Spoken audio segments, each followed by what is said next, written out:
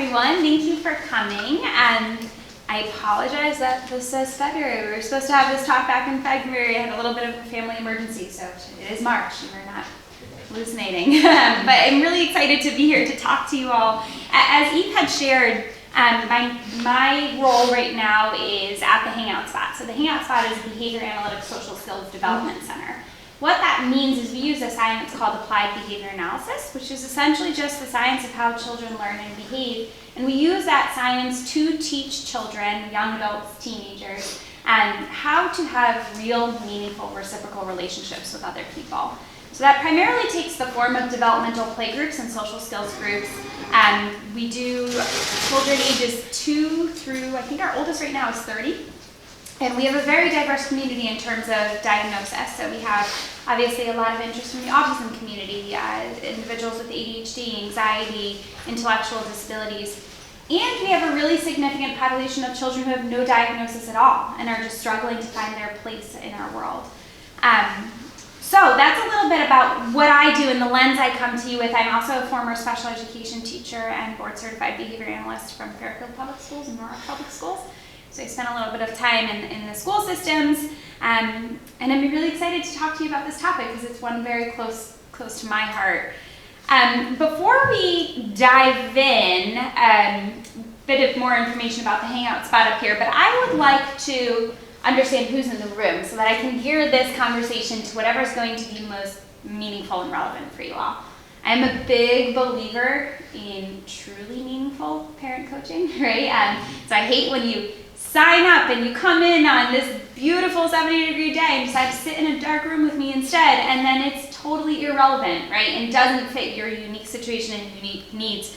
So I've put together what I think is going to represent a very good overview of the topic for you all, but let's take this in whatever direction is going to be most helpful, right? I can adjust based on your unique ages of your children. I can adjust based on unique situations you're facing and do my best to give you some practical tools you can walk away with, okay?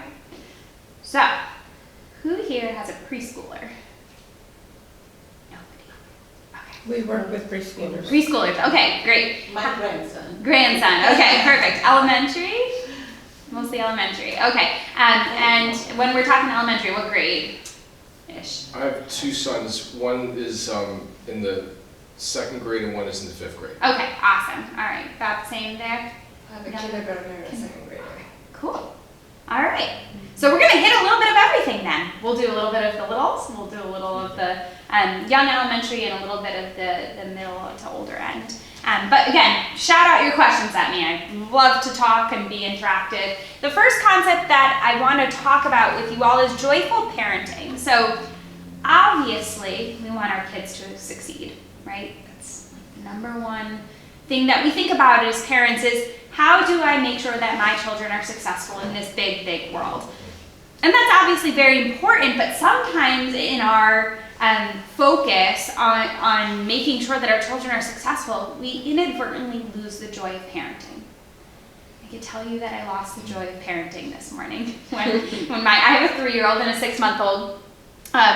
When my 3-year-old was screaming at me for chocolate waffles and Star Wars, while the baby was also screaming at me for I don't know what, and my husband's like, I gotta go to work, and I'm standing there and I don't have my, clothes on yet, and the nanny's showing up in 5 minutes, and I was like, where's the joy in this? Please help, right?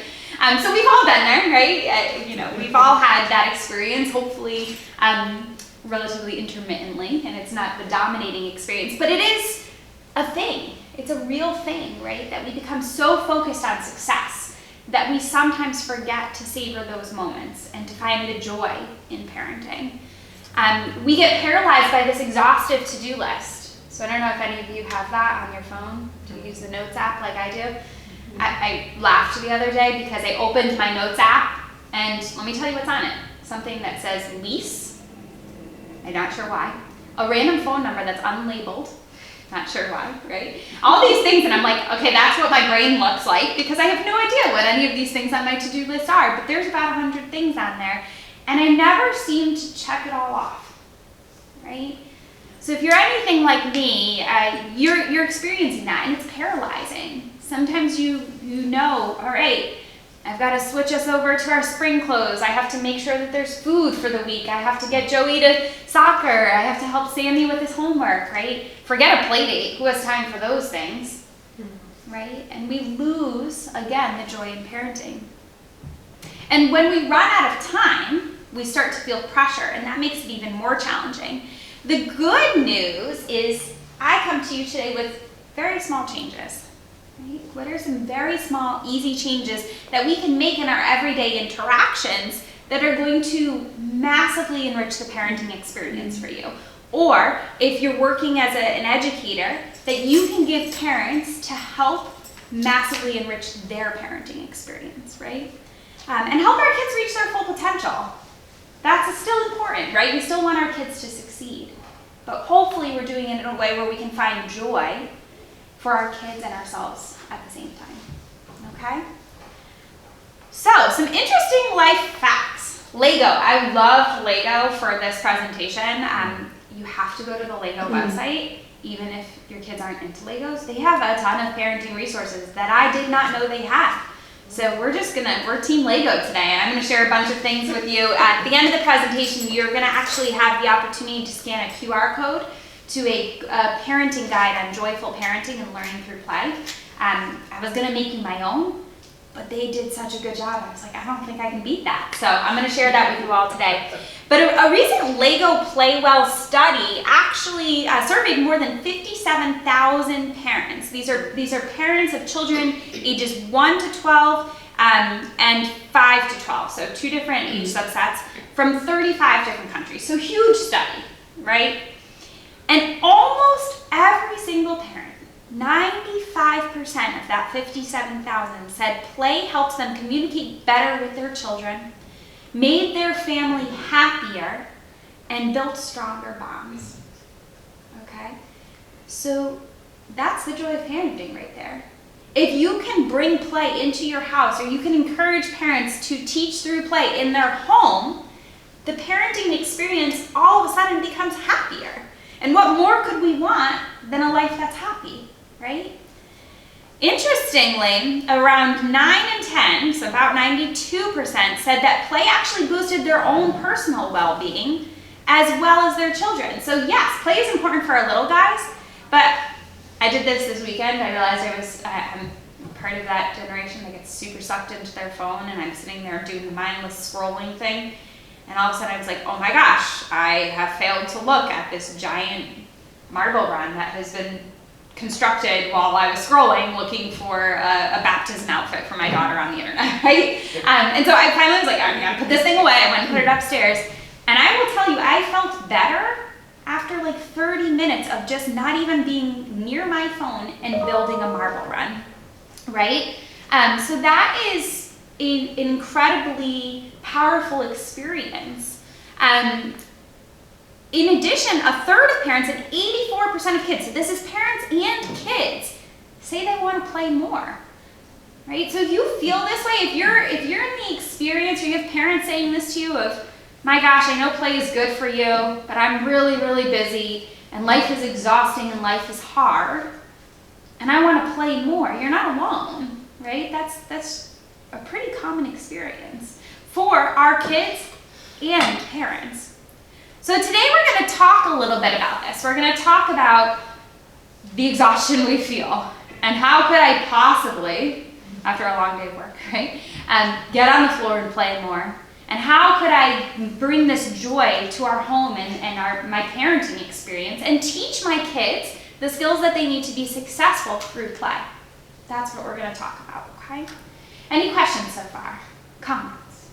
Concerns?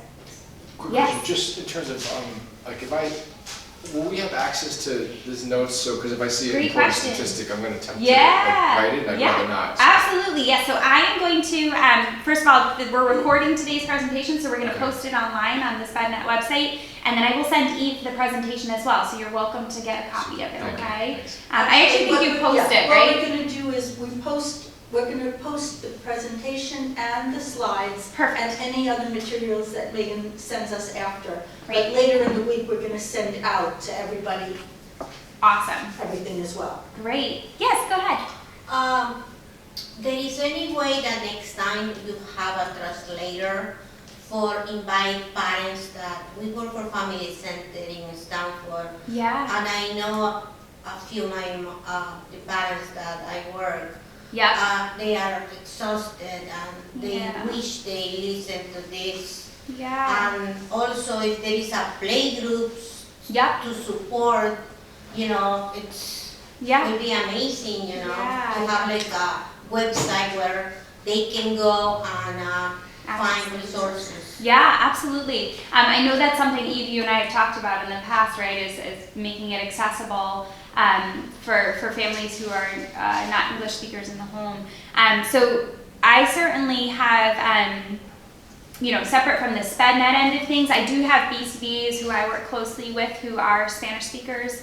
I know another one who speaks Polish and another one who speaks French. So if there are unique family situations where we need that kind of language support, certainly feel free to email me. I can try my best to connect families with resources.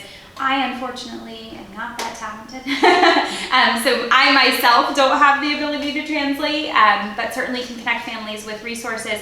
And we do have families who come to our play groups and our social groups who can access that support, and we do work with families in that regard. I can help you to translate. Yeah, okay, great. Good to know. Perfect. Yes, and we've done work with families before, right, where our BCBAs can give strategies, and if the family can provide a translator, then we can work with them in that regard too. So, yeah.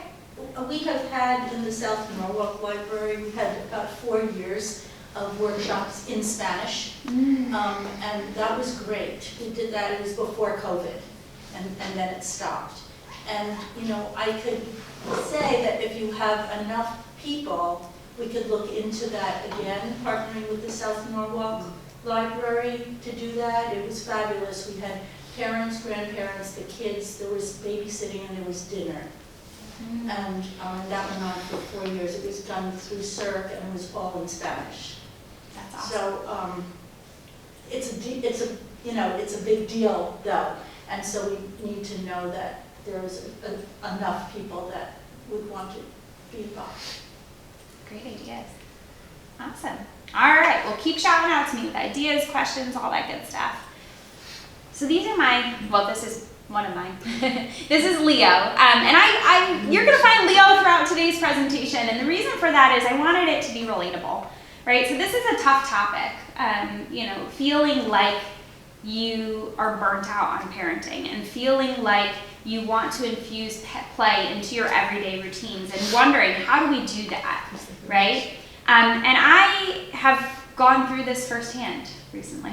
So I come to you not just as a behavior analyst and someone with specialization in social skills, but as a parent myself. And so as we go through today's discussion, I'm actually going to give you real life examples from my own world and my own parenting experience that I hope make it a little bit more digestible and make it relatable, right? It may help you walk away from today with a real life toolkit that you can actually apply to your everyday interactions.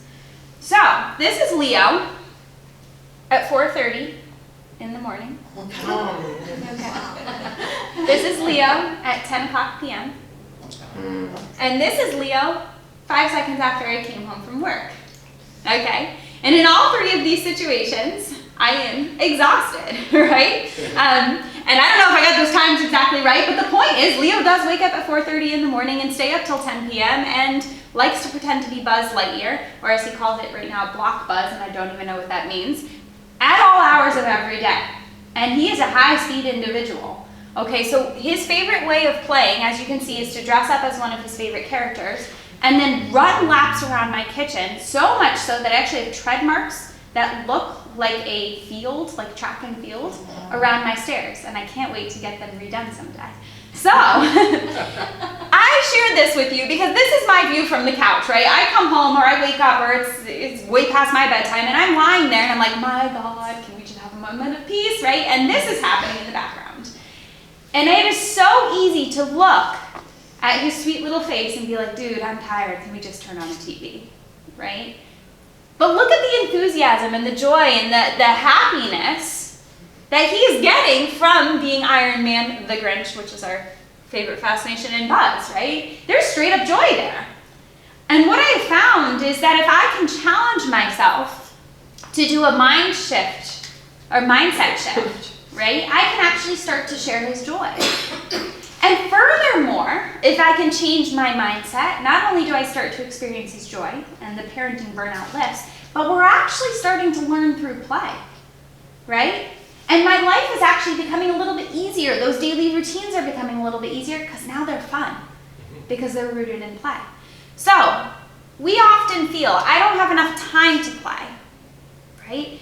I'm just not that creative, right? Or playtime just feels hard. Those are the three most common experiences that I hear when parents come to us looking for play support. We are going to reframe that today. We're actually going to talk about play that is something that happens within the context of daily routines, right? Small, playful moments that build connection and learning. And something parents actually do more than they think they do, right?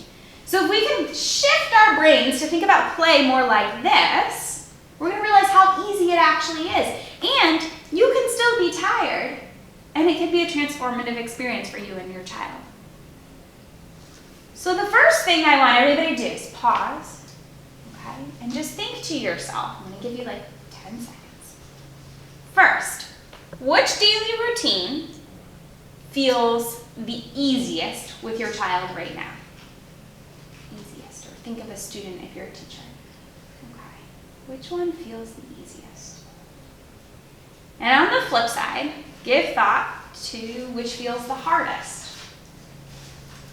Okay, shout out some hard ones to me. What are some hard routines right now that we're struggling with? Mike, go ahead. Bedtime. Bedtime. Oh, that's a favorite. Yep. Any others? Getting ready for school. Getting ready for school. Yep. That's the one in my house. Getting into the car. Meal times is a thing in my house right now. Apparently, we only eat chocolate waffles. I don't know when that happened. It's very hard to find Eggo protein brownie batter waffles. They only carry them at one particular shop, right? In case anybody is wondering. I've learned. Any others?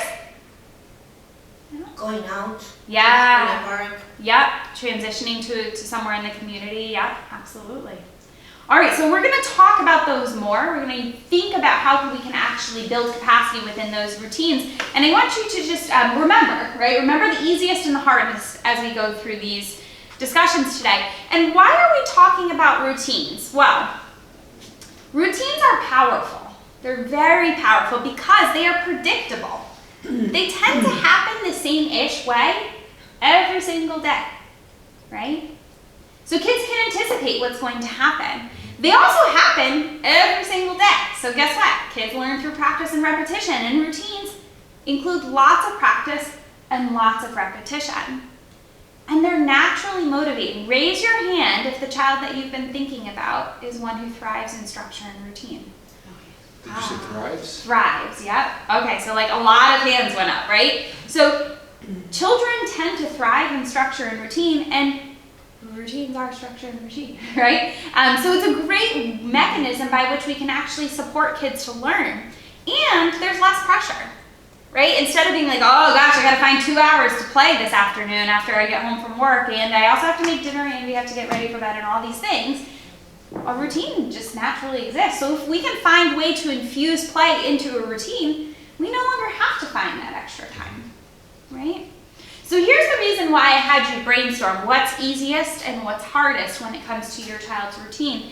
Challenging routines often contain the most teaching opportunities and benefit the most from a play-based approach, right? So when you think about what was hard, there's a reason why it was hard.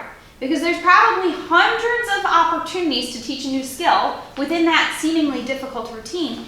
And if you can teach that new skill using play, you're going to reap the most benefit from that, right? So again, as we go through today's discussion, we want to be thinking about what are those really hard routines and how do we use play to make them easier, okay? So this is really fun. Now, I probably should have tested the sound, so fingers crossed, we've got audio here. I'm not sure we do, but we're going to try. So this guy, good morning, America. it was actually really fun to pick this video, transformed vacuuming into a very fun play-based routine. So let's see what we've got here. Oh, it's pretty loud. I found they used to be plushies with the dogs that either partially destroyed or fully destroyed.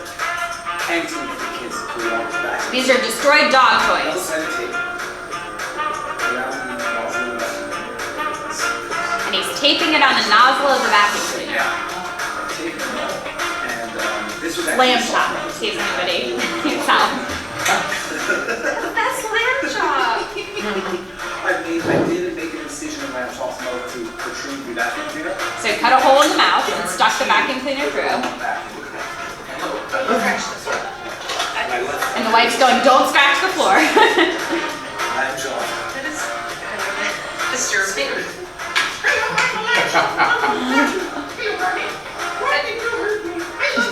And the dog is like, what are you doing? Ethan, you want a vacuum? Here comes Ethan. Come and see this. You will undoubtedly always want to help out with family chores from now on.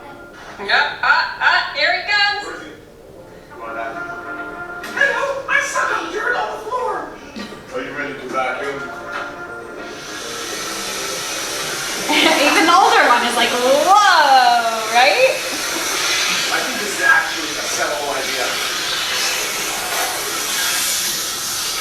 I'm hungry. I eat that. I think Dad's having more fun than the children might be, right?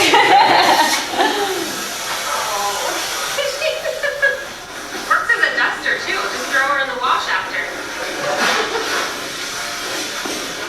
Do we have an Amazon link yet? Oh, we got, yeah, I'll make an Amazon link. Also, this one. Hey, nice price. $50. How do you like that? How do you like it? Why are you wearing a helmet? Oh, sugar. No. Awesome, right? So, very, very aversive routine, right? Who can ask their, 5, 8-year-olds to vacuum the whole house and be like, yes, I'll do that, right? And they were having so much fun. So what happened there? Joy in parenting, and a child for whom a potentially previously aversive routine was transformed into something amazing, something fun, something they wanted to do. So much so that 20 minutes later, they're still doing it, right? Huge deal. And what's really fun is if you Google Good Morning America, parents having fun with routines, there are like hundreds of these videos, right? So it's totally doable. And they become viral sensations. So, with that, if I can get this to go. Okay, so 4 simple ways to add play to any routine. Here's what we're going to talk about. 1, follow your child's lead. 2, add tiny playful moments.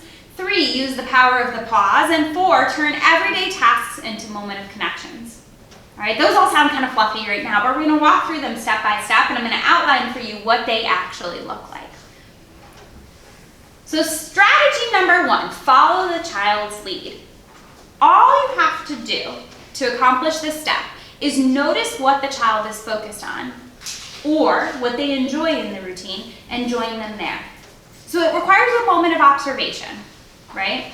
I'm thinking a lot about how in toothbrushing is the one that comes to mind because we're working on that. It's going very poorly, but we're working on it. And for some reason, Leo really hates brushing his teeth, like absolutely hates brushing his teeth. And what would he rather do than brush his teeth? Remember the picture of Buzz Lightyear? He would rather jump on my bed and pretend he's Buzz Lightyear. You know that scene in Buzz Lightyear where Buzz jumps on the bed and goes flying through the sky, right? So that's a real life reenactment in my house every single night when we're trying to brush our teeth.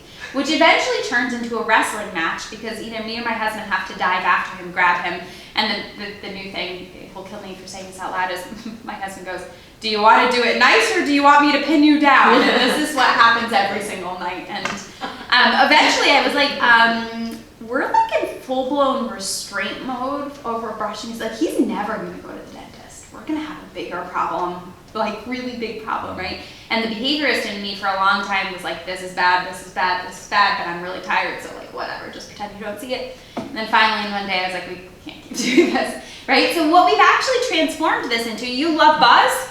That's what you're naturally doing during this routine? All right, let's turn your toothbrush into Buzz Lightyear. And I don't know if you've all seen the new version, the Lightyear movie, which is like the story of Buzz Lightyear before he becomes Andy's toy. It's the movie that Andy's really into. Buzz Lightyear goes to this, alien planet, right? He's exploring the alien planet, and he finds these killer weeds on this alien planet. So the toothbrush becomes Buzz, and he's looking for the killer weeds on each tooth planet. And my husband now narrates that entire story out loud, which is a very entertaining experience. And guess what? We're still not at the 2-minute mark that we should be according to the dentist, but we get about 15 good seconds of toothbrushing in without anybody getting tackled. So it's a win, right? And we have work to do. We're working on it. But the idea is we paid attention to what he naturally was doing during the routine, and we found a way to incorporate it using play. So watch first. Ask yourself, what is my child interested in? How are they using the materials or the toys is sort of, there may not be toys involved in that particular routine, but the materials of that routine. How are they using the toothbrush? How are they using their utensils during mealtime? How are they using their backpack when it's time to get out the door, right, and go to school?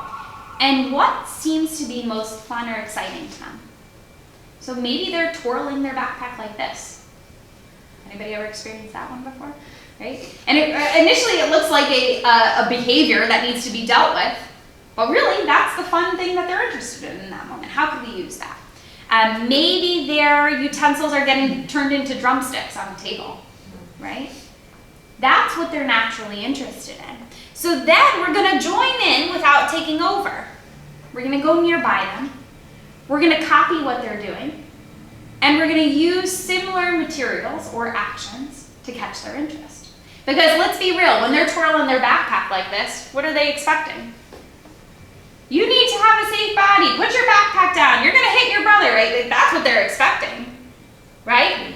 But maybe it's, oh my gosh, Joey, I didn't know that you knew how to do acrobatic tricks with your backpack. That's insane. Let me see it. And then we do a flip, and then it's, whoa, let me flip it on my backpack. Now I'm going to do cartwheels out to the car, right? You don't have to do cartwheels, but you get the idea. All of a sudden it becomes this playful, ridiculous routine. Kids think you're funny, and now people are moving to the vehicle.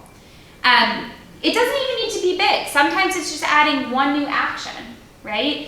One new word or phrase, one new character or step, right? And that can transform this from a routine that is aversive and difficult to get through to something playful that is easy and fun. Real life examples. So these are for the babies, right? We don't have too many little babies in here, but a child who's splashing in the tub, right? You splash back. And maybe this probably works for preschoolers too, right? It becomes a splashing contest, right? So if they're splashing in the bath and avoiding, my thing is, he screams at me, don't do that, when I'm trying to wash his hair. And we have to, at some point, we do have to wash your hair, right? And so it turns into literally a splashing contest. The bathroom floor is wet at the end, right? But at the end of the day, who cares? Because it was fun, there was play, and we got our hair washed, and you can clean up a wet floor, right? Toothpaste fascination. So I have seen kids who just like to squeeze that toothpaste out, right? They don't want it in their mouth, but they sure do want it all over the sink. So an example, you could do toothpaste art, right? So while they're brushing their teeth, they get a little squirt in the sink, and they get to draw art in it with their finger while you're helping them brush their teeth. Or maybe if they're older, first they brush their teeth, and then they get the squirt of toothpaste, and they get to draw the art in the sink. Yeah, we have to clean it up after, right? But we can talk about the shapes and patterns they're drawing, right? We can have this fun interaction that brings the joy back to parenting and actually makes toothbrushing an easier thing to get through. Toy cleanup. Okay, this one is also the bane of my existence. My living room by 8 p.m. is like nothing I've ever done. I don't even know how to describe it. There are millions of toys everywhere. I've actually given up is what's happened. After my 6-month-old was born, I was really into having an orderly home. And I haven't learned that lesson yet. Now I'm like, oh, this is what they call letting go. Like you just let the toys go everywhere and then maybe you clean once a month and it's fine. Like I just need to let it go, right? So the new thing is superheroes. You saw Iron Man before. We pretend to be superheroes. And we have to use our superpowers to make the toys fly into the correct bins, right? And so I'm running around the house like, vroom, vroom, vroom, right? And making that Marble Run toy magically go into the box. And he thinks it's hysterical. So then he starts doing the same thing. And then all of a sudden, all three of us are running around using our superpowers to clean up the toys. And we get that place cleaned up in 15 minutes. If I didn't do that, I would be cleaning up by myself at 10 p.m. for an hour, right? So bringing play into that real life routine by finding what's fun, finding what they're interested in, joining in with them, adding small actions and small phrases to make it exciting. Right? Any questions on that?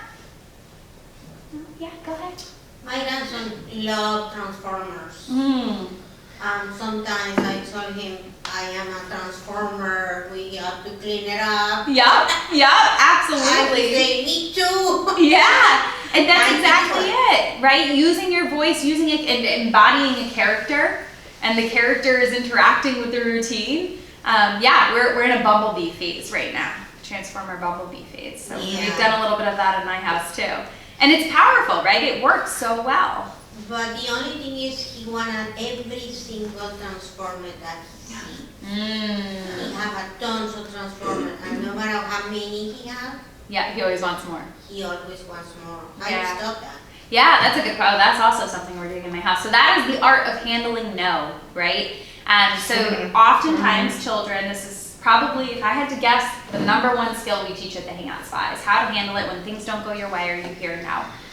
There's a very evidence-based teaching program that is called Delay Denial. And the first step of it is you just teach kids to use their words, right? So, I want that transformer, right? You teach them to do that. And once they're consistently doing it, then you need to get them to a place where they can hear no and not immediately have a reaction. So I am actually doing this in my house right now because it has become a problem, and it's so funny the things that you think won't become a problem because these are the skills you teach to everybody else's children, and then all of a sudden your child is doing it too, and you're like, oh, goody, now I get to work all day long, right? So for 15 minutes a day, we practice. And step one is when I hear the word no, I say, okay, no worries, or something like that, instead of having an impulsive behavior, right? So I say to my little guy, hey, listen, we're gonna practice handling no. Sometimes when we're playing today, Mama's gonna say no. And when I say no, your job is to say, okay, no worries. If you say, okay, no worries, you're still gonna get what you want. So then, in that moment, like last night, right, he's like, Mom, I wanna watch Star Wars. No, sorry, not a choice right now. And right now he's in a phase where he's talking like a robot, so he goes, okay, no worries. And I go, hey, great job handling that. You could totally watch Star Wars, right? And we practice this for 15 minutes, and we do it over and over and over again.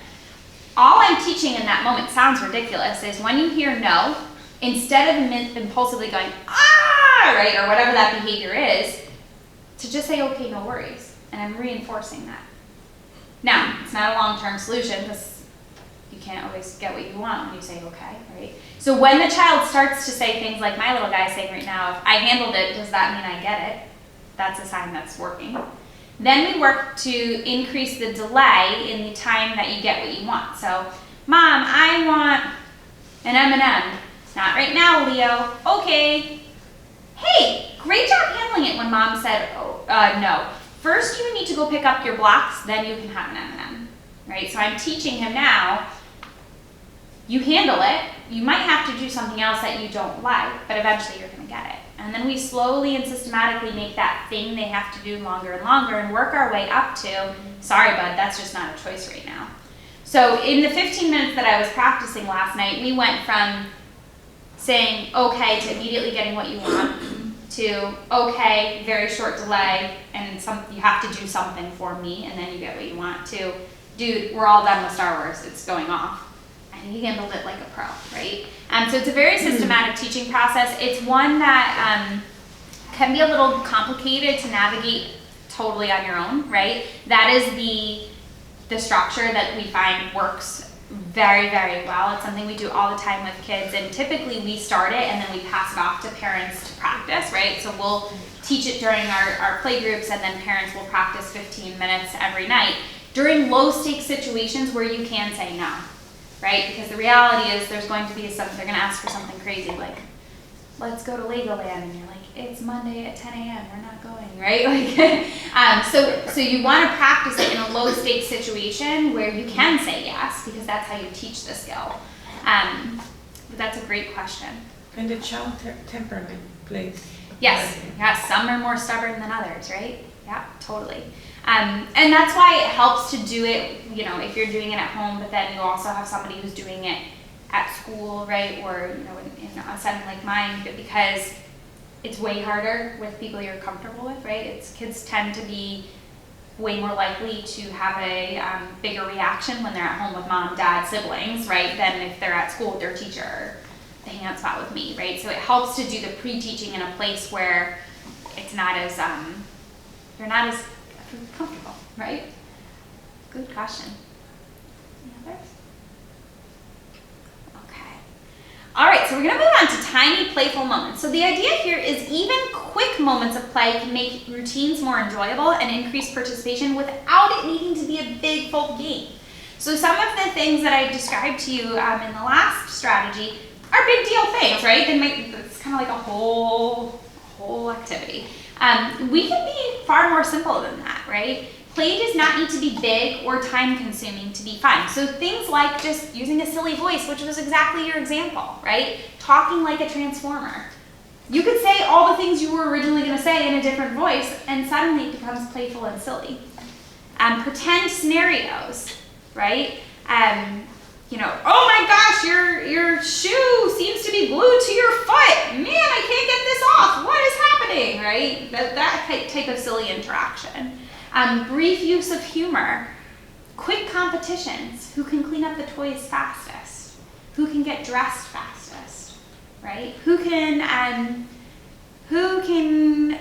collect the most leaves when we're raking. I don't know, I just made that one up, right? Sound effects, right? Those are very, very quick, easy things you can introduce into a routine to make them playful. So, for example, funny commentary. You can narrate a task like a sports announcer. And they're approaching the sink, the toothbrush in hand. Will they beat the timer? Right? A mini challenge example for you. All right, we're all going to take turns getting our shoes on before I count to 10. Let's see who's fastest and who can beat this timer. Ready, set, go. Pretend play. So your backpack is mission gear, and it has to be correctly packed before you head out, or your mission will fail. Right? Or sound effects, right? So we're putting our homework into our folder, right? So bringing play to these very simple routines in a quick and easy way can literally transform it from, get your backpack on, we need to go. I've asked you 3 times, your backpack's not on, and we're late for school, to, all right, team, we need to load up our mission gear, and if anybody's backpack is loaded incorrectly, they are going to explode in transit to the car. Who's going to accomplish their mission? Ready? There's a huge difference in the tone that sets for your home and your family and your parenting experience, right? Okay, any questions on this one? I have a quick question. Yeah, go for So it. we have 2 boys. Yeah. And when I do that kind of a thing where who gets dressed fast, like who's, and then they start competing. And then the one who doesn't do it fast enough gets so upset, and then it takes me an hour to get him out of the upset mode. Yes. So I wonder how to deal with that. Yes, okay. Turns into a brawl. I hear you. Okay. Because he's upset now. Good question. So that's a sportsmanship thing, right? Which is another very teachable skill. So oftentimes, it's another big one we teach at the Hangout Spot. So kids, remind me how old? So this one is 8 and 10. Okay. So the ability to tolerate losing starts to develop 5, 6, around 5. Starts to develop. Okay. Is a very teachable skill, but requires teaching. So I'm going to walk you through 2 things. 1, how do we deal with the routine? And 2, how do we teach it? Okay, so let's start with the how do we teach it piece. How you can teach it in 10, 15 minutes separate from, I wouldn't do it when you're trying to rush out the door because that sounds very stressful. But you want to start with really fast-paced, quick winning, losing games. Okay, because things like Monopoly, where you invest hours trying to win and then you lose, Yeah. and it's a strategy game, so by the way, it's a personal hit on me, right? It's a personal reflection of my abilities. Bad idea, right? Versus coin toss, rock, paper, scissors, shoot, right? Those types of games are super fast paced. So when you lose, it's really not that big of a deal because you spent 5 seconds trying, right? And you get 100 more chances if you want them. So what I often will do with kids is, hey, we're gonna practice winning and losing. When you lose, your job is to say good game or rematch, something like that, right? We're gonna practice, right? And if I hear you say good game and rematch, you're gonna get a point, right? And you get a point if you win, right? So for every time you lose, you have an opportunity to get a point. But if you win, you also get an opportunity to get a point, right? See where I'm going? Like that. So we'll be like, all right, ready? Rock, paper, scissors, shoot, boom. Oh man, and then I model. I lost that time. Okay, good game, rematch, right? And so now I'm modeling. Then it's their turn. Rock, paper, scissors, shoot. Oh, I beat you! And then usually there's this moment where you hold your breath and you might have to go, remember, you could say good game. Good game. That's usually what it sounds like the first time. Dude, you handled losing. Way to go, you got 1 point. All right, you got one, I got one. Let's see what's gonna happen next, right? Practice that for a very short amount of time. Systematically moving from really quick, fast-paced, luck-based games to quick games that actually require some degree of strategy. So it's not just the coin that made you lose, you actually made you lose. So like Connect 4, Tic-Tac-Toe, right, things like that. Ultimately working your way up to true strategy games where it is longer and definitely a personal hit if you lose. So Monopoly, right, Trouble, things like that. The big one being video games, if you have anybody on video games. That's usually where you see it the most, right? So we save those for the very, very end. And when you do start to teach it in video games, things like Mario Party, where it's like they have those mini games that last like 3 minutes, are better than things like Mario Kart, which is a longer activity, right? And then you just work your way up. So very teachable. Take some time and practice, but very important skill because that's one that's going to follow you your whole life, right? In the context of your daily routine, I don't recommend focusing on teaching it because then you're going to be like, my goodness, we got to get out the door, and this is just not going to be feasible, right? Yes. So what you need to do is find ways to eliminate the competition if you want to use that strategy, right? So you could pick one of the other ones that's not rooted in competition. But if they're particularly motivated by competition and it gets them moving, you can still use competition, but remove the competition against each other. So for example, you guys have to work together to get ready before I get ready. Okay, that means both of you have to be dressed and you can help each other. Okay, so maybe older brother gets dressed first and then you go help little brother find the socks, right? And make sure if you're both beating each to the car, you guys win, right? And then you're also getting ready. So now they're competing against you and you can control the stressor, right? Another idea is instead of competing against you, if that still might be an issue, compete against a timer. So you both have to be ready before the timer goes off to win, right? But you're working together. So if you're ready, but your brother's not, you both lose. But if you're both ready, you both win, right? So you eliminate that competition against each other. That's great. Worth a shot. Yeah. I would still teach the other piece at a low stakes time when you're not stressed and pressed for time because it is important, right? And throughout their life, they are going to compete with other people, with each other, and so it's important. Yeah, that's a big one. Thank you. Yeah, you're welcome. I hope that helps. Yeah. So as I was saying, we have a lot of videos on our website. So Megan has done a winning and That's losing, right, I how can to do win that. and lose. Yeah. I can send that out because that's a, Yeah. like a 2-hour, 1 or 2 Yes, hour yeah, absolutely. presentation. You're welcome. Alrighty. So our next strategy is the power of the pause. Okay, so this is actually my little guy is in a co-op nursery school. So what that means is I get to be the parent in the classroom like once a month, which was so fun as a parent of a child with separation anxiety because There was no shot that kid was going to school. None. So this is actually me a few weeks ago being the working parent, as they call it, in the classroom. There's Leo, there's his friends, and I apparently was a child magnet that day because of the power of the pause. So, you know, it's a free play-based school, and they have these really, like, loose parts play is their thing, right? So they have these steering wheels. And so I'm just sitting in the chair, right? And there's this moment where I'm like, all right, what are we gonna, I throw the idea out there. I'm like, guys, we're on a bus. Everybody get your steering wheel. Where are we going? And then I pause. Okay. So my little guy, who has an obsession with Halloween, goes, we're going to the monster town. And I'm like, oh boy, where is this one gonna go, right? So then I go, oh my gosh, monsters everywhere. Pause, right? And then the little girl right here, she goes, we need to get some monster food. I'm like, that's not where I thought this was going, but sure, right? And we roll with that, right? And I start to say, oh my gosh, they're so hungry. And then someone else goes, we need gas. I'm like, oh, okay, everybody pull over, we gotta go to the gas station. And then somebody else contributes an idea, right? And it just continues to evolve in 1,000 different directions that I never expected to go in. That's the power of the pause. So you don't have to always be the idea generator. In fact, you shouldn't be the idea generator. That's where learning comes into play, right? That doesn't mean you can't be a guide. It doesn't mean you can't be the person making it sound super silly and super fun.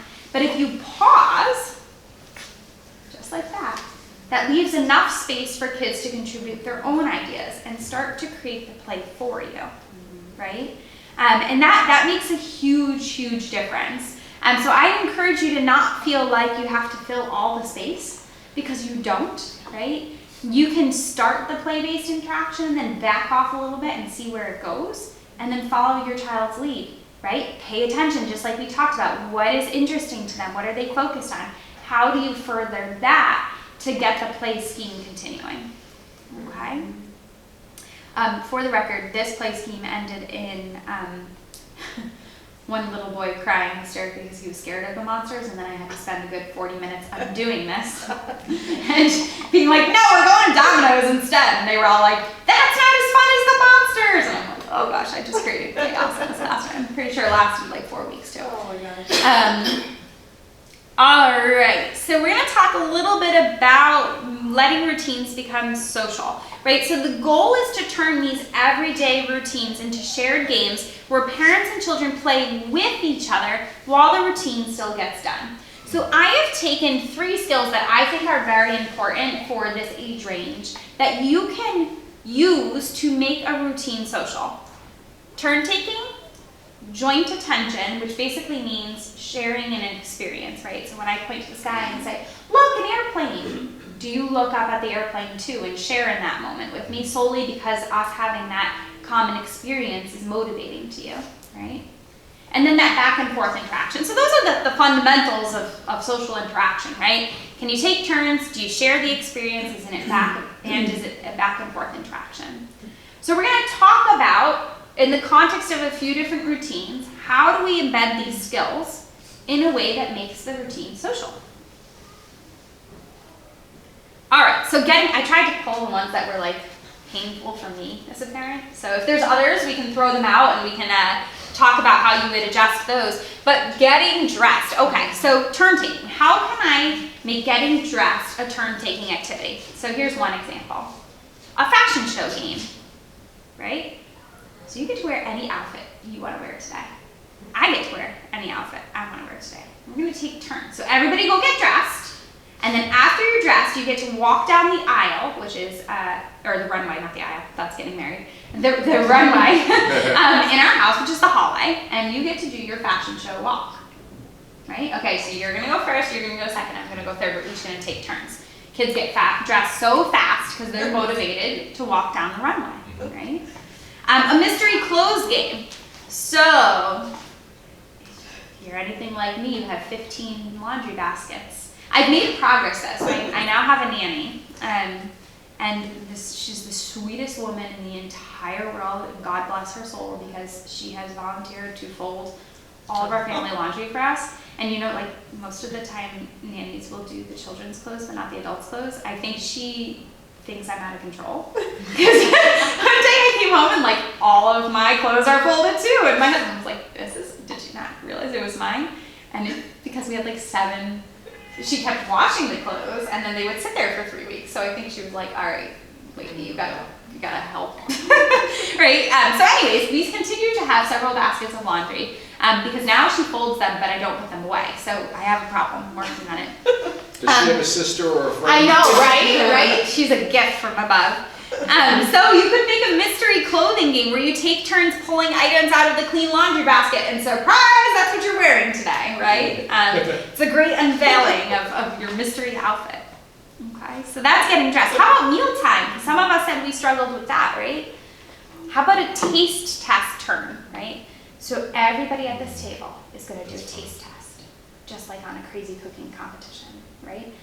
And you get to do one dramatic reaction per food item on this plate. I'm going first. And I'm going to start with broccoli casserole. Are you ready? Right? And like, you can make it just dramatic and silly. All right, Joey, you're up, right? And now the mealtime is pretty funny, right? And it's a social experience, but also we're eating our broccoli. Pretend restaurant. So everybody's going to take turns, right? It's time for dinner. All right, today you're the chef, you're the server, and you're the customer. Ready? Go! And dinner becomes restaurant. Right? Transitions. I think you had said transitions before, right? Getting out of the house to somewhere else, right? So a role swap game. We can take turns being the leader, right? Pretend vehicle game. All right, guys, we're getting in the car. Are we going to be a rocket or a train today? Chugga, chugga, chugga, chugga, choo-choo, right? So obviously you're going to modify these ideas depending on the age of the child. But these are all great ways to work on turn taking and use turn taking to make that routine social in nature. Okay? Joint attention. So again, this is sharing a common experience with your child, right? So I took brushing your hair. That's one I hear a lot about, particularly if a child has sensory issues, that hair brushing is a miserable experience. So a couple ideas to share that experience over hair brushing, right? Silly mirror game. We're both going to brush our hair in the mirror. Mom's going to brush your hair in the mirror. And while we're doing that, we're going to make the most ridiculous, silly faces, right? So that's one way to do it. The other funny, you guys know on an iPhone where you can like pick I don't even know what it's called. The animal faces, and you like transform into an animal. Okay, so this is the new way that Leo interacts with my father on the phone, so at all times. That's so cute. It's amazing, right? Yes. It's amazing. It keeps her time. Like, could you just babysit remotely all the time? As a skeleton? That's perfect. Great. But you could do the same thing while you're brushing your hair, right? So you're brushing your hair, but you're a skeleton on the phone while you're doing it. Weather reporter. So, the brush is the microphone. So you have a brush that's your microphone while we're also brushing our hair. All right, so today's weather, it's looking awfully warm outside. What do you think here, Joey? What do you see on the forecast, right? It just becomes a silly way to share the experience. Bath time, sink or float game, right? What do we think this one's gonna do? What do we think that one's gonna do?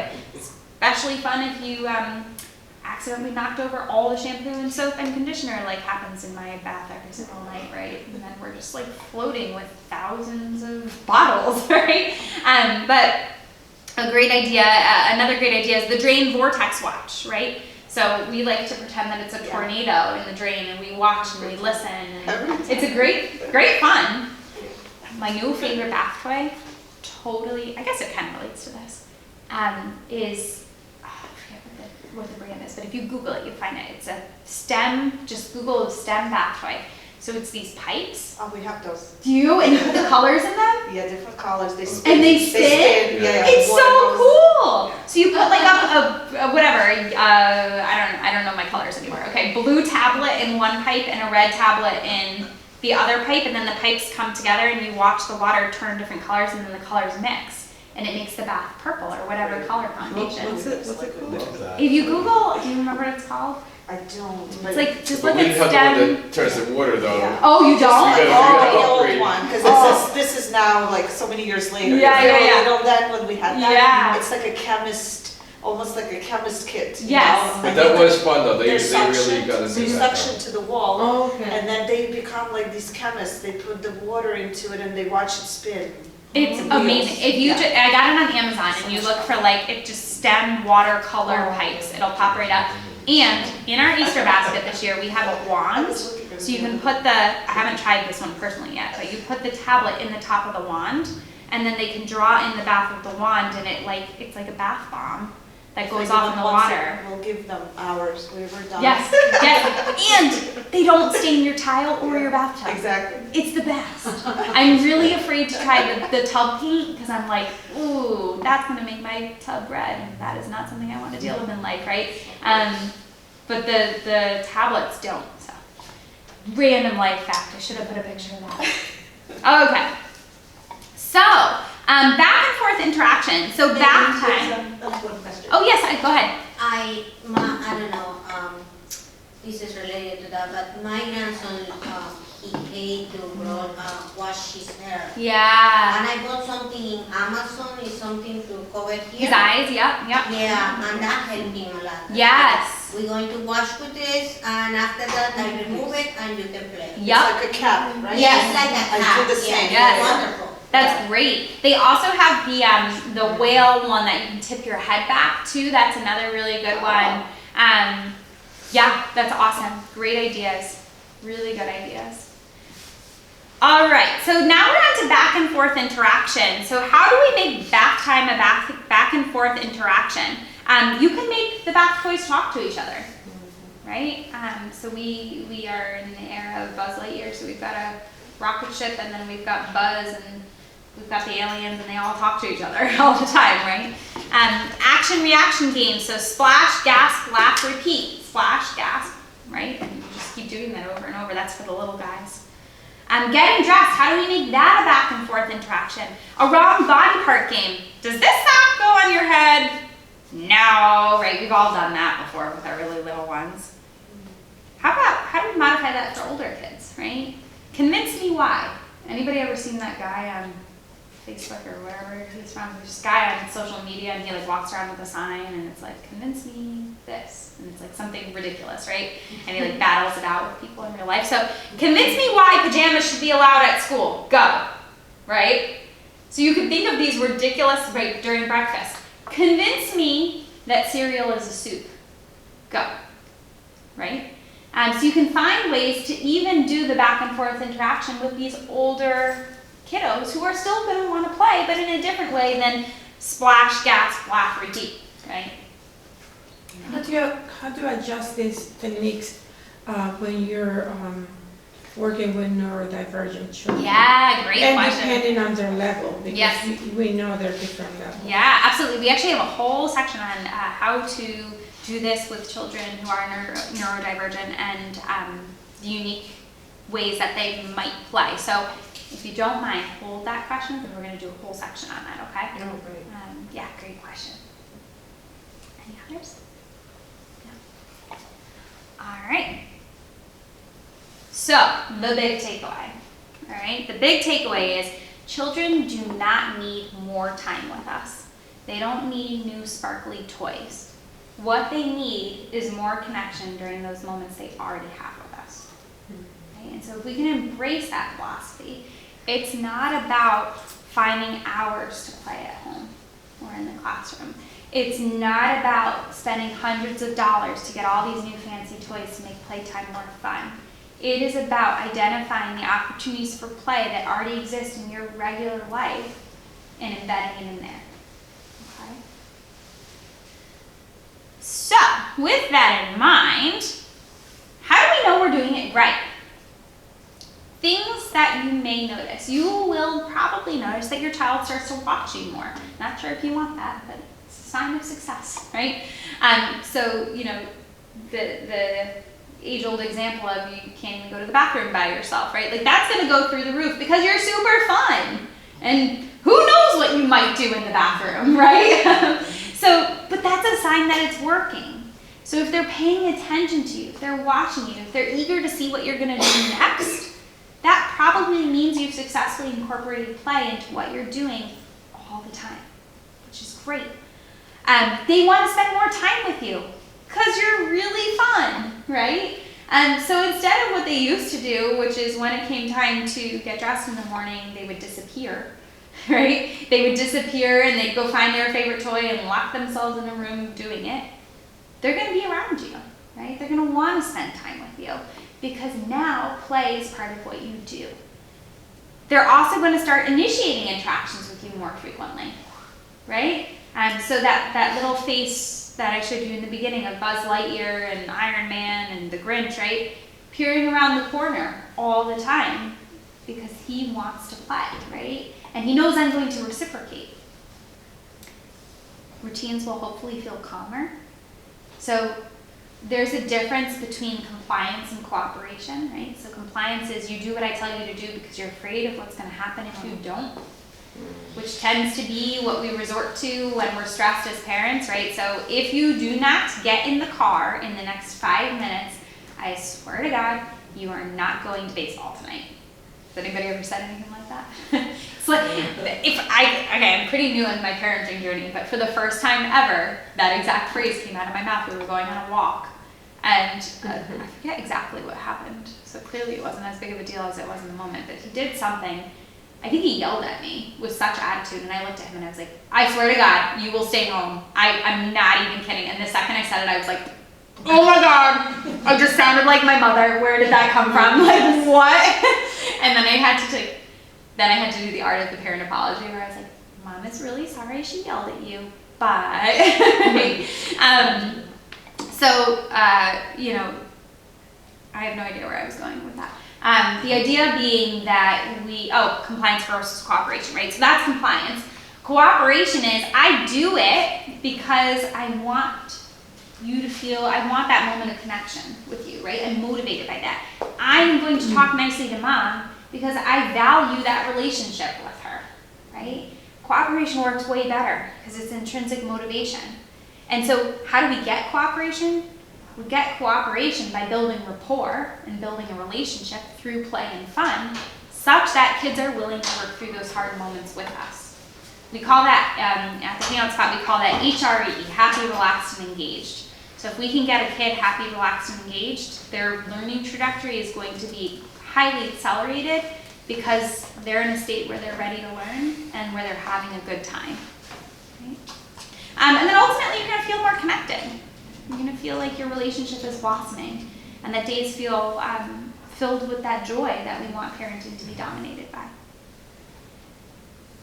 All right, so troubleshooting some common concerns. So kids who just want to rush through routines, we're going to start really small, right? We're going to just focus on one turn, one shared moment, one back and forth exchange. You don't need to transform your entire day. Just pick that one routine that was the most hard and think of one small thing you can do to make that more playful. Okay? How about the child who resists when you try to make it social? They're smarter than we are, right? And they're like, I know what you're doing here. So that's okay. What do we do for those friends? We just join what they're already doing, right? We notice what they are doing and we join in that. We keep it playful and we let go very quickly if they disengage. So one of the things I teach my team at the Hangout Spot is if a child goes from happy, relaxed, and engaged to not, you have to notice that and you have to change what you're doing. Do not try to force whatever you're doing on them. It won't work. Right? So if they become disengaged, that's a key indicator. Stop, pause again, watch what they're doing, and re-engage in whatever that new thing is. Okay? And then the last, and this might apply for some of our neurodiverse friends, my child doesn't talk much, right? Not a big talker. So that's okay. You can focus on nonverbal exchanges, right? Actions, sounds, gestures, facial expressions, those are all ways that you can incorporate fun and play into routines without having to have very advanced verbal interaction skills, verbal language skills. Okay? Any questions on that? Yeah, go for it. This is a suggestion. Mhm. We are home visitors Yeah. for Family Center, and we would like to learn how to work with children when they don't wanna do the activity, they just wanna do something else. Yeah. And we bring activities for them to do it, but they are really not interested in that. Yeah. And a lot of parents want the same thing, play with them and interact with them. Yeah. But sometimes it's hard because we don't have their attention. They Yeah. just wanna do their own thing. Yep. Absolutely. So it's the same art as this, right? But applied in a different way. So the sciencey term for it is called pairing. P-A-I-R, pairing, okay? And what that means is you take something that's not fun, you pair it with something that is fun, and eventually the thing that was not fun starts to become fun. So when you're born, right, money doesn't mean anything to you. It's just a piece of paper that maybe you put in your mouth, I don't know, right? If my 6-month-old found a $1 bill on the floor, it would mean literally nothing to her. How does money become fun? Buys you vacations, buys you food, buys you your house, right? It's paired with all these things that are fun, right? And now all of a sudden, money is the most valuable thing in the world to us, right? So let's apply it to that example, right? Okay, so Leo, I died laughing at his progress report from school was hysterical. It was like, Leo insists on being different characters. If you call him Leo, he insists that he is Jack Skellington. Leo insists that he cannot do things for himself. Leo insists that he is too tired to turn off the water, pull up his right, and I think it's hysterical. Clearly nobody else does, right? And it's like, when the teacher insists, Leo sometimes insists that he still can't do it. It's hysterical, right? And that is entirely his personality. And for the record, this was the same child who had to repeat the twos program because the first year he sat by the door with his backpack and hat on for the entire 3 hours and refused to do anything, right? So, how far we've come in the wrong direction, I guess. But anyway, so they had this activity where they had some kind of a guest author who was coming to somebody who wrote a book about quilts and family quilts, right? And so there was this huge school project, and everybody was supposed to bring in a fabric that was meaningful to them, and then they were going to make their little quilts, and then the author was going to come do this little author talk. Okay, so me being me, I was like, I can't sacrifice any of my nice baby clothes for him. Are you kidding? Like, I'm saving those for the next child, right? So we went to the fabric store, and he picked out a red shirt, and I was like, meaning, yes, it's red. He likes red. It's his favorite color, right? So he goes to school with the shirt, and exactly what I just described to you. The teacher goes, Leo, it's your turn to do the quilt. I'm not doing it. And I was like, oh gosh, I'm just gonna exit, right? So what do? We pair an activity that's not so fun, making your quilt, with something that is fun to make it fun, right? Iron Man is red. So that teacher, being the brilliant teacher she is, knew that he loved Iron Man. And she goes, well, what do you mean? You have to make Iron Man's outfit, his superhero outfit. You have your red shirt here. We have to make it into Iron Man, right? And she starts to incorporate that theme into the activity. And all of a sudden, he's running over to the table, right? Because she's drawing the Iron Man, I don't even know what it's called, like logo or whatever, on this red square. And now he's using the red square to make Iron Man, not a quilt, because who cares about a quilt, right? So finding ways to take that activity that the child may not be interested in and incorporate their preferred interests into it can ultimately make that activity fun and reinforcing such that they want to do it. So it's the same skill, just applied in a different way, right? All right, we are going to transition a little bit here into the types of play. So again, Lego has an incredible resource on the types of play. So I'm gonna shoot through the big ones here. These are different forms of play that you can incorporate into daily routines. So construction play. This is my living room. And that's apparently where we play, on top of the coffee room table. And I had the most beautiful candles there for a long time, and I have gotten to the point where I'm like, oh, you can't have home decor anymore. Okay, I get it now, right? So now, this is where we play, and I've gotten also to the place where as long as we aren't jumping off the furniture, I don't care. So, when your child builds, they're building important skills, right? So building is a key way that kids learn. So it expands things around planning, persistence, problem-solving skills, helps them understand space, size, and how things fit together, and teaches cause and effect. When that marble run falls over, right, you learn the cause and effect behind your actions and how they impact the world. It encourages communication, teamwork, and sharing ideas, right? So you can think about, in the context of daily routines, how can I incorporate building, right? So I've broken this down, and we could talk a little bit about elementary as well, but what is our job as a parent, as an educator, in the context of construction play? So for our littles, and this sort of applies through the whole age trajectory, but this is when the skills become relevant, okay? So in preschool age, our job is to ask open-ended questions. So there is a difference between, are you building a tower? Yes. And what are you building? I am building a tower to the moon. Look how tall it is, Mom. Right? One of those gets a lot more interaction than the other. Talk about what they want to make, right? So what are you going to make, buddy? Tell me, how are you going to build it, right? Get that planning skill going. Notice and comment on their actions and materials. Wow, that's a really interesting room you built. What is it, right? Is that the pool? Tell me more. Ask if they're getting the results they hoped for. So does this look how you wanted it to look? And stay curious. Let them be the expert of their own creation. Then, once they reach toddlerhood, our job shifts a little bit. We're going to start providing them with open-ended, age-appropriate materials, right? So blocks, Play-Doh, right? That as they get older, it's things like Legos, right? Things of that nature. And then we're going to model ways that they can put together, combine the materials, and encourage them to create their own unique ideas, focusing on process, not product. Who cares if it looks like what it was supposed to look like? That's not where the learning happens, right? The learning happens in the process of creating something. Okay? Any questions on construction play? Yeah. Yeah, and if it breaks, then I'm just thinking right now, what would be the best? Oh, that means we're gonna build something new, or Yeah. is that what you suggest? So that's another If fun they get one we do upset. a lot of teaching on. Okay. So that is called teaching.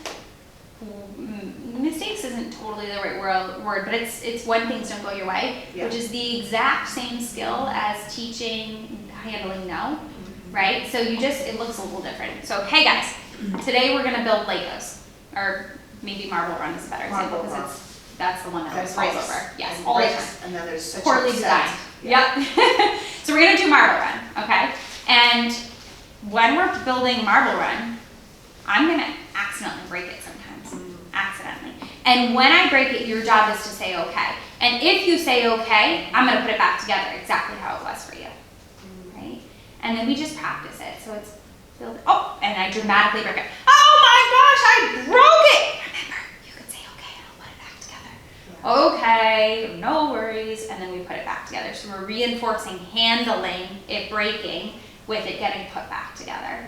I've done other teaching programs on this where if you have a kiddo who's into art, so there's on YouTube Art Hub for kids, where it's like guided tutorials to draw all kinds of things, right? So you can pick anything that's of interest to Mario, right?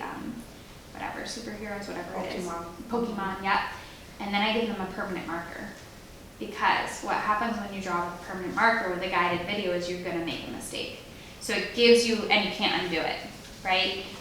That might be too hard for some kids in the beginning, but you could we're gonna start with a pencil. And then we're gonna work our way up to an erasable pen, right? And then we're gonna work our way up to a real pen and then permanent marker. But you're systematically teaching the tolerance of being able to handle it when it doesn't go your way. Good question. Thanks. You're welcome. All right. Motor play. Ask me why we have a giant dartboard. Actually, this was in Florida. Okay, so this is not in my house. This is my in-laws' So he house. wasn't there when they were shooting the. Yeah, exactly. I had to look really hard for motor play. We do a lot of motor, like we're always running, but I guess I haven't successfully caught any photos of that. But so that builds strong muscles, coordination, body control, heart health, right? Physical development, strengthens emotional regulation skills, social skills. The idea is we should run, jump, right? Move together whenever we can.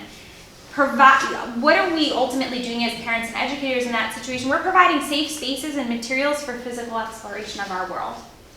That's our job, right?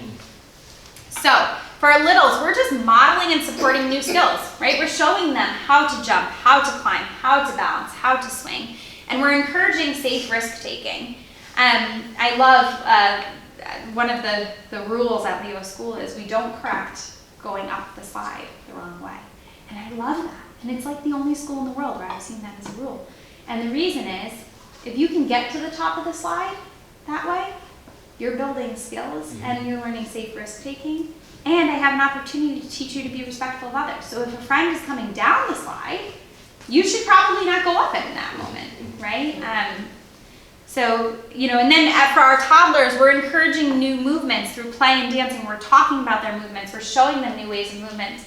And that actually expands all the way up to our older elementary, right? Ninja classes, right? I'm doing ninja moves, gymnastics, dance classes, right? The same skills just change a little bit as they get older. Okay. Any questions on motor play?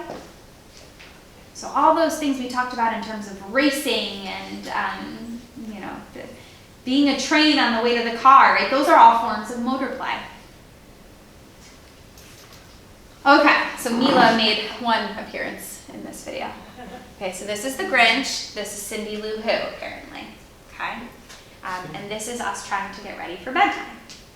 So, pretend play is a big thing in my house, like every routine is pretend play. So, they're in the mirror, and what you don't see behind is my husband here holding up Cindy Lou Who, and the Grinch is stealing Christmas from her, right, in his Grinch PJs.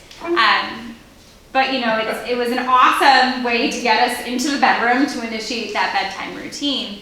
Build speech skills, social skills, emotional understanding, decision-making, planning. I mean, you name it, pretend play's got it.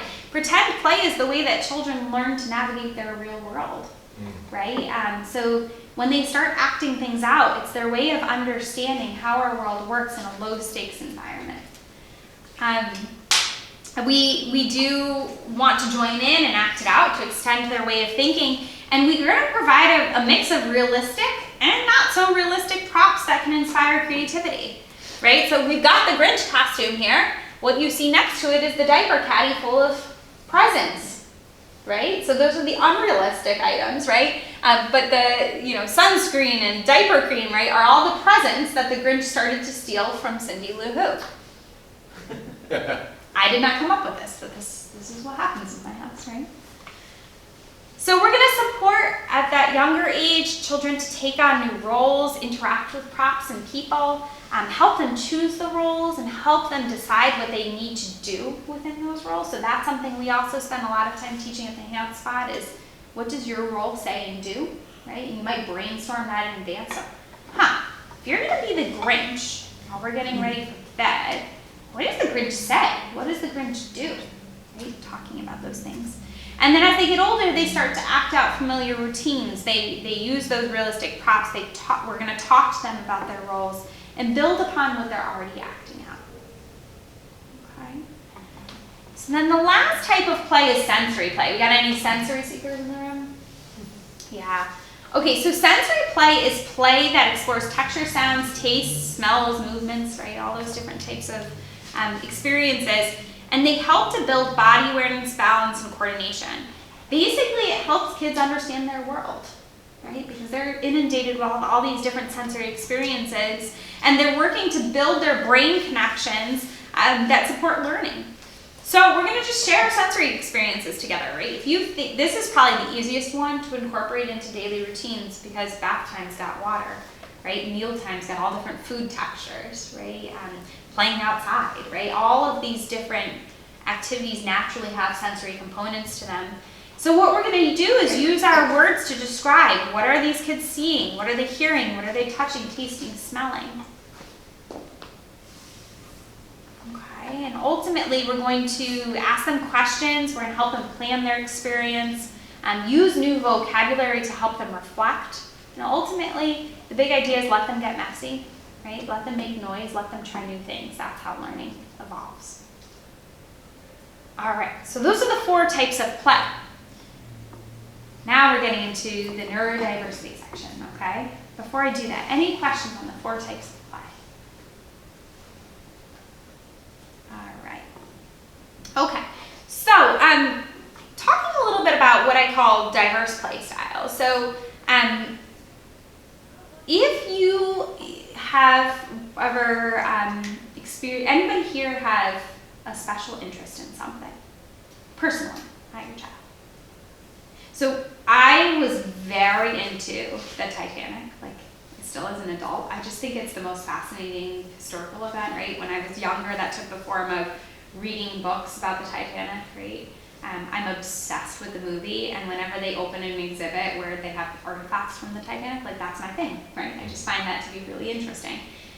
My husband is very into the Nintendo Switch.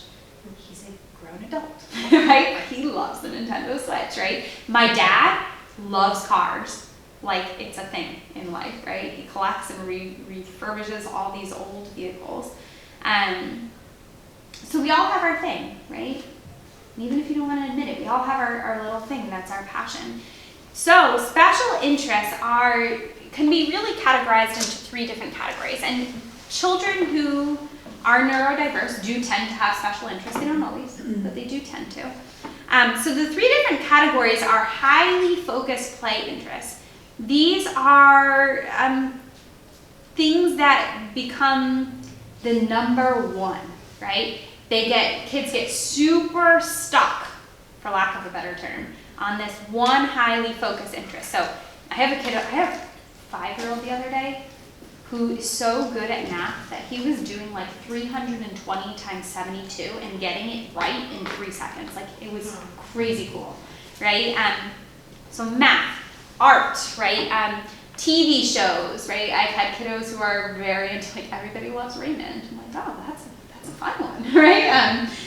Video games, right? But the idea is this is my thing, and I go hard at that thing. Then you have special interests that are a little bit more unique, right? So these ones, many people are into these things, right? So in general, you can find a community of people who like the same thing you do. You can join a math team. You can be an art club or take art classes. You could probably find people who want to watch that TV show with you. You can game with people online, right? There's large communities of people who are into these activities. If your special interest is road signs, right, or dates, or coordinates, or train tables, or numbers, that can be a little harder because it's just very unique, right? I will tell you the story of hope. If you have a child who has a unique play interest, there are ways to connect with other people. You just have to find those people. So I actually had the coolest experience with a teenage boy who was autistic, or is autistic, I should say, and knew the train schedules for all of New York and Connecticut. I mean, I am telling you, if you said to him, what time, I know nothing about trains, right? But what time does the train arrive at this random small town in like Clinton, Connecticut or something, whatever. 6:52 p.m. and like knew it. Like anywhere in all of New York and Connecticut. It was insane, right? And for the longest time we worried, right? Me and his mother, because I was like, collectively he was lonely. And we were like, how is he gonna find his people? Do you know what he does now? He has friends who are that into trains. They all know the train deal. And they meet up and they ride the trains together independently. So they will meet up on the weekend and they will start in wherever, Fairfield, and they will ride the train all the way to like, I don't know, Essex, and then they will ride it back and they have the time of their lives. And they record their ride and they post it on YouTube and they have like thousands of followers. It is so cool. That's really cool. Right? And he's found his community. I'm over there worrying for 5 years, right? So was mom, and we're like, oh, well, that was easy. So it's just a matter of finding your people. Then we have our guys who have sensory play interests, right? So again, these are still special interests, but they look a little like they look rooted in sensory experiences. So kids who are really into bright, vivid colors, right? I had a kiddo once who was just obsessed with the color red. Everything had to be red. Spinning objects, right? They like to watch things spin. Certain textures, right? Watching the lights flick, right? Things of that nature. Those are special interests too. It's just a way of playing, right? It might look like a stereotypical behavior, but it's their way of playing.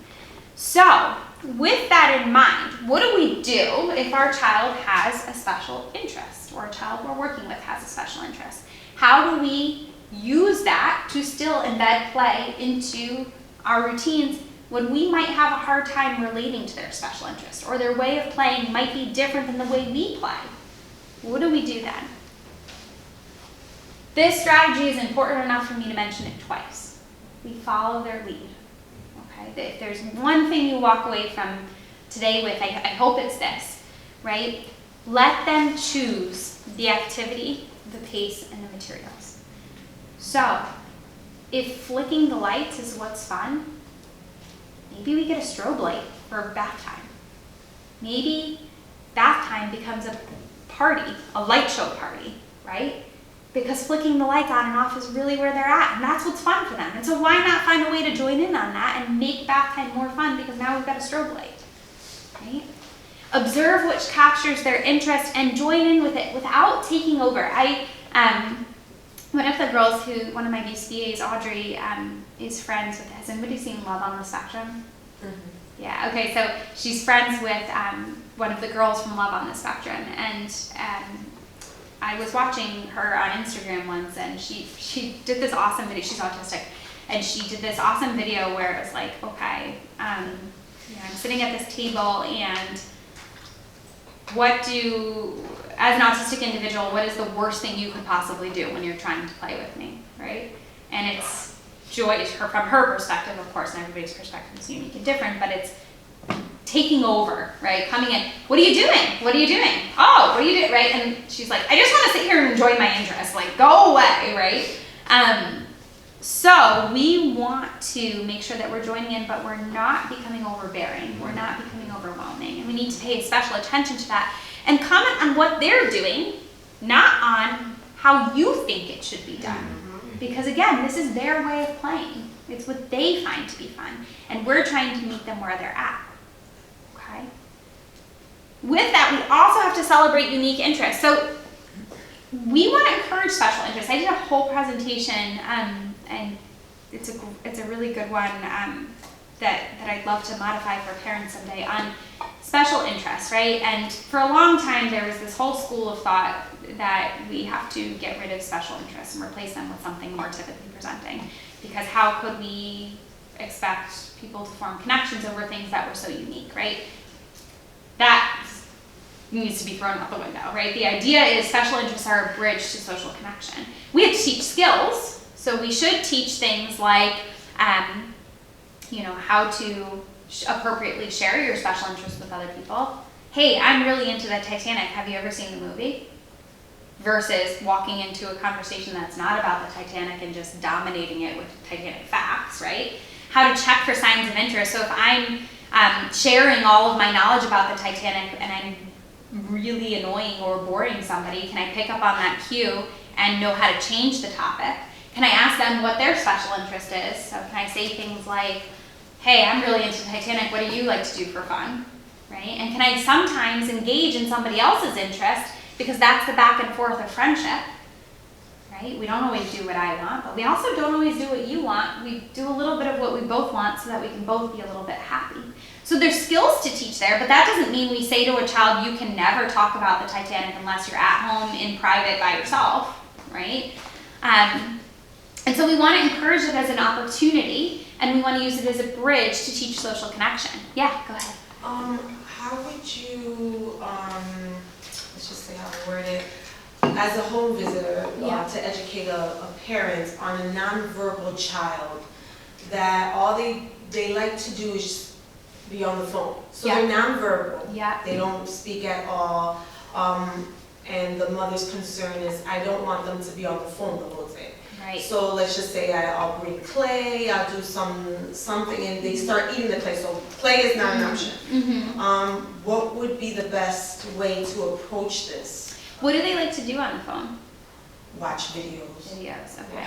Yeah. So The child is 3, so Oh, it's not like yeah, you can little. really tell the child. yeah. So there's a few things there, right? One is how do we, so that's their way of playing, right? My guess is they don't have a ton of functional play skills, right? So on the one hand, we have to teach functional play skills, but true play is not a task you do because somebody is expecting you to do it. It's not work. True play is I do it because it's fun. So what's the mistake we sometimes make is we try to teach kids functional play skills, right? Like rolling a ball or whatever. But it, in essence, becomes a work task that they're doing to gain access to the thing that they think is fun. True play is fun because it's fun, right? So what we have to do is find things that they think are fun and incorporate it into true play so that that functional play starts to evolve. So I'm trying to think of an example. I had a kid, I have a 13-year-old girl who, when I first met her, had very limited language, some language, but very limited. And she very similarly loved videos. And one of the videos, she would watch this 2-second clip on repeat over and over and over and over again. And it was somebody dropping a birthday cake. And for whatever reason, she thought it was hysterical, right? So the parent is watching the birthday cake and they drop it and over, and I'm talking for hours every day. So what did I do? You found a cake. I found a cake. I found a cake. So we did 2 different things. One, I found a Melissa and Doug cake. So we would play the video, and then I'm gonna make a cake for so and so. I'm gonna make a cake for so and so. Oh no! And it would crash. And at first, I just got the look, and then she went right back to the video. And with repetition, because it was about the repetition, I started to get a smile. And then I got a laugh. And eventually I got, drop it, Megan, right? Then one day I brought in cupcakes. And we did it with the real cupcakes and the frosting, right? So if you can find, that's one example, and without knowing the nitty-gritty details there, it's a little hard, but finding a way to make a connection to the video through real-life play can sometimes do it. I've even had to start with, okay, instead of watching it on the device, we're gonna put it on the big screen. Right? So that at least it's a shared experience of you and I watching it together versus you watching it alone on your screen. So just a couple ideas there. Okay, really good question. Okay, so we're going to celebrate unique interests, of course, right? We're going to encourage them as learning opportunities. We're going to introduce related materials, right? So, Titanic being the thing that I was into, right? Boats, right? How other kids can connect to boats even if they can't connect to the Titanic, right? So finding ways to gently expand upon play.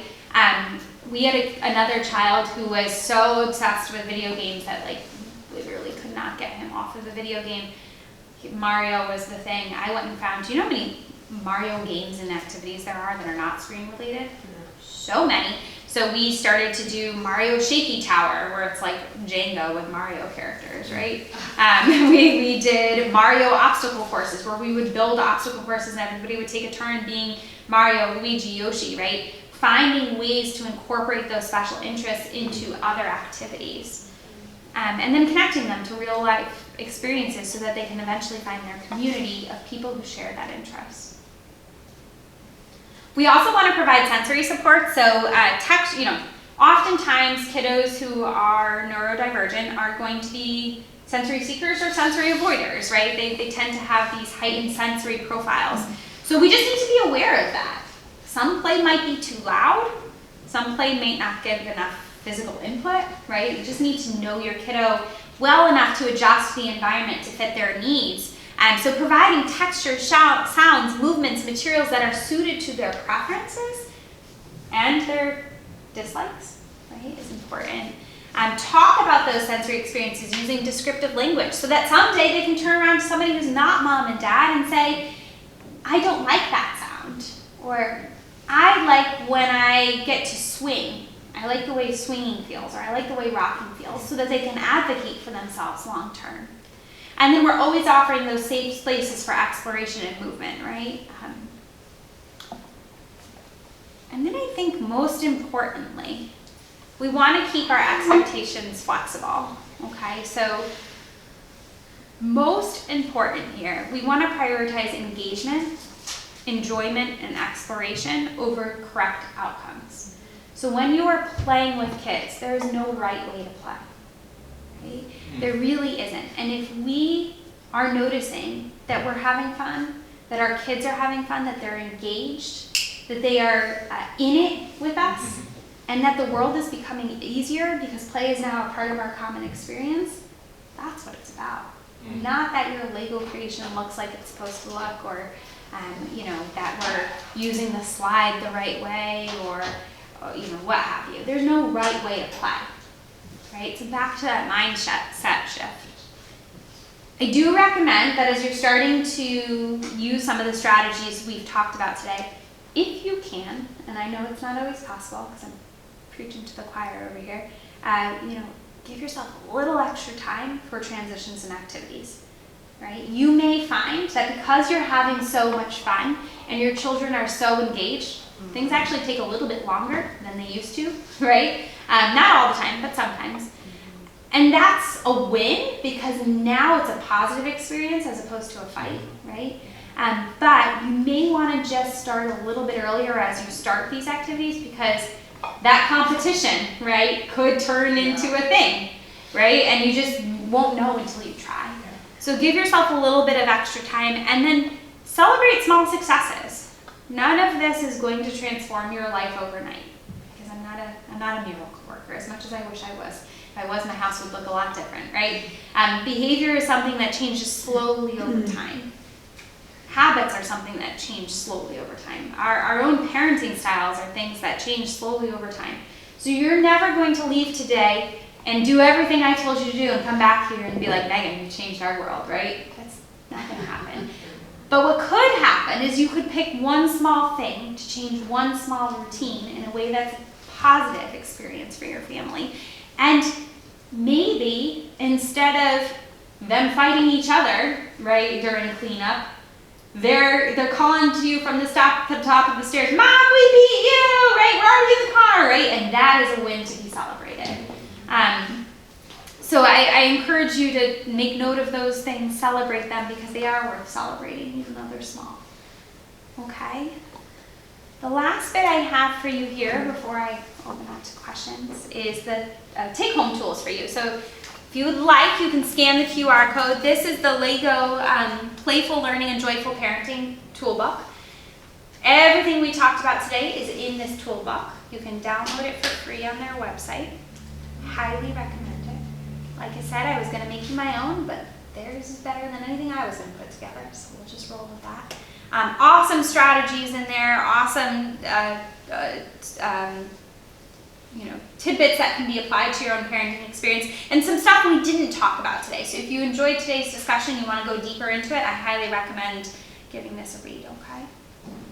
And actually, if you are so inclined, that website is so cool. They actually have like downloadable activities you can do at home. It's really a wealth of resource, so I encourage you to poke around there, because there's a lot of great resources. This is just one of the many that I found. Okay. Well, I hope today was helpful. I hope it was fun. I'm happy to answer questions if anybody has any. We kind of did questions throughout, but I always like to leave a few minutes at the end. Go ahead. When you do something like make a bedtime situation more playful, like with, Spider-Man is gonna get his pajamas on or brush his teeth. Yeah. And it's so fun and engaging. Yep. How do you help them transition to you leaving the room and the play is ending? Yep. And then they're on their own. Yeah. And they have to go to sleep on their own, so that you're not staying there until 2 whenever a.m. they fall asleep. Yeah. Well, that's To funny. turn it off, Yeah. phase it out. Or Totally. You're asking the mother who who's in it right now. Okay, so funny story. My baby was born in September 19th. On September 15th, Leo decided it was a great time to jump out of his crib. It was great. And I was like, dang it, what do I do? So I was like, it's fine. It was a one-time thing. It was not a one-time thing. The next day it happened again. And then it turned into like hysteria. I don't even know what to describe it. Like running out of his room, screaming at the top of his lungs, like unbelievable, like terrified. I don't even know, I can't even, it was like nothing I've ever experienced. And I was like, great, going to have a baby in 3 days. Perfect timing, right? I had to put him in a toddler bed, which as you all know, once you do the toddler bed, they can escape and then you no longer have like natural guardrails to keep them in their room. And I initially tried the strategy of like, we're gonna have fun, we're gonna get you in your bed, right? So we created a whole new routine. I broke the routine because the routine had become a problem. The routine was go to, PJs, teeth, read books, bed. And the second we would start to read books, the behaviors would start because he knew what was coming next. So I created a whole new routine of, first we put on our PJs, then we brush our teeth, then we go downstairs and we play, then we come upstairs, then we lie down and we do Calm, I think it was Calm, had the Elmo meditation, so Elmo guides you through meditation. And that kid would stay awake until like midnight. Okay. Waiting for them, and I just kept playing the meditation. And if you tried to leave, he would chase you out of the room. It was insane. Ultimately, what I did end up doing was I realized that I was making it worse by trying to rip off the Band-Aid, right? Because the fear response was going through the roof. Now, in that example, it's not necessarily a fear response, it's that like super heightened behavior. What I ultimately ended up doing was staying with him and then each day leaving a little bit earlier and going very systematically, and it worked far better. That's for a kiddo who's got that separation anxiety piece. For a child who's just having a hard time regulating the energy down, right? That's a little bit different. What I recommend doing is perhaps you start with the super fun stuff to get your routine going, but then you find quieter play-based routines to end it. So now we're at a place, we're working on it, where I have a star machine in his room, right? So we do all the things that indicate that time is coming. We do something super fun and playful to get into the room. So we're like superheroes who fly upstairs to bed, and then we launch into our bed, and we're in our bed. And now, because we're Buzz Lightyear, we turn off the lights and we turn on our star machine, and we look at the constellations together on the ceiling. Right? So it's just like a different energy than Buzz Lightyear or a superhero launching into bed. And I'm like, oh my gosh, look, I see the heart, I see the diamond, right? And we can talk about that, but it's just a lower key activity. And then we go into our Elmo meditation, which now, if he falls asleep at the like 45-minute mark, which is still a little bit much for me, but it's way better than midnight. So we're shaping towards something more, more reasonable. But it's a work in progress, right? So I think that if you can find ways to do quieter play-based activities towards the end of the routine, that helps. But it's hard as someone who's in it. Hasn't slept in 6 months. Yeah. Any others? Yeah? I have a question. My grandson's birthday is coming and he's the one that's fanatic with the transformer. Yeah. I'm trying to buy blocks. Yeah. That he can make his own transformer. That's cool. But what other tools you suggested? Because he loves transformer. Yeah. He can build the transformer in 10 minutes. Wow. That my daughter take like 45 minutes, she take like 10 minutes to build. That's crazy cool. Yeah. Wow. How old is he? He's going to be 5. 5. Okay. So, can we think about, so Transformers is a new thing in my world, so I'm just learning the art of Transformers, but can we think about other ways to incorporate Transformers into his interests that might help him branch out, right? So Transformers transform into cars, right? So how about Hot Wheels, right? Things like that. Costumes, do we get him Transformer costumes and then we incorporate other characters into those costumes? There are really cool on Amazon, like build your own type activities. So like build your own robot, build your own vehicle, where it's different pieces and you have to work to assemble them. So it's hard because I think it sounds like he's very into the characters, right? And what you're ultimately looking to do is find what's motivating about that and incorporating it into other activities. So with my little guy, we discovered Transformers because he was really into superheroes and robots, and Transformers was similar, right? So you're kind of working the opposite way there, but what's similar to the character of a Transformer, right? Vehicles, robots, things like that. So if we can find other activities that are similar, that's going to be your best bet. I like where you're going with the blocks, though. That's a good idea. Yeah, they stick together. Yeah. I don't remember the name of the blocks, but they Stick together. Are they the magnet ones? He had the magnet ones. Oh, I was going to say, because that would have been a good He one. loved those. Yeah, because they make ones that you can assemble now where they create different scenes, which are The cool. magnet one, the problem is they fall apart. Yes, Yeah. yes, so back to That's having why to I tolerate it breaking. Yep. Mhm. Yep. Yeah. Yeah. Does he like Legos? Not that much. He doesn't. No. Lego just I swear I'm not a rep for Lego. Lego just came out with a smart Lego. Have you seen this? No. It's wild. I'm just wondering if that might make it more like a Transformer. I don't really understand exactly what it does, but